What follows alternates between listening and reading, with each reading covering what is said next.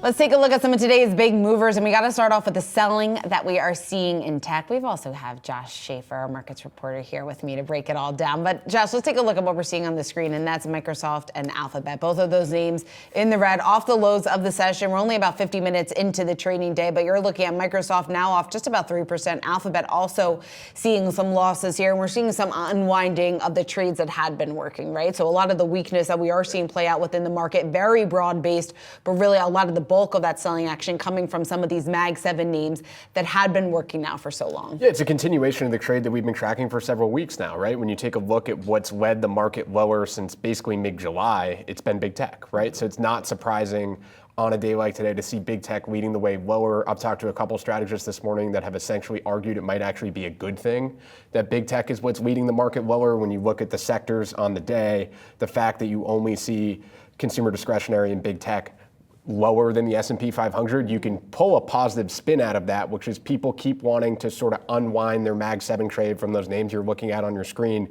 but might actually be interested in putting money to work elsewhere. It's not a complete flight to safety panic move. It's more so, okay, let's reposition and get into something else that could work. I thought Kevin Gordon at Schwab made a great point about big tech earnings last week to me. He said it really was no different than the economic data story. It's just a story of expectations.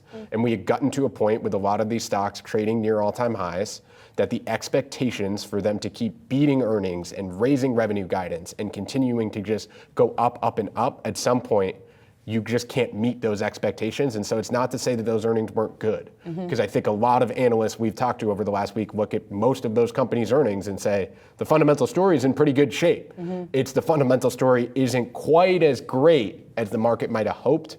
And so you're seeing people just pull back their bets a little bit. Yeah, exactly. We talked a lot about the lofty expectations heading into earnings season and how high the bar had been set for so many of those Mag 7 companies. And you're right, because when you take a look, at least for all the ones that have reported, except for NVIDIA so far, they have reported pretty solid. I mean, this is a broad stroke here, but I think the overall takeaway so far this earnings season has been they have been holding up. They have been showing impressive growth. But of course, the question is going forward, the momentum, or I guess to the extent maybe that some of that growth is going to slow, given those lofty expectations. Right, and then you look specifically, we're talking big tech, and you look at what's down right now and what's down the most. NVIDIA's down the most. Why do you think NVIDIA's down the most? Because those expectations had gotten so lofty, right? And the stock was up 150% this year, more than that at one point.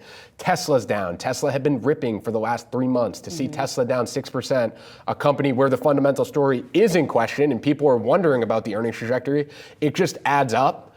And to see other stocks being weighed down by a lesser extent, I do think, again, you find a little bit of solace in sort of that market action.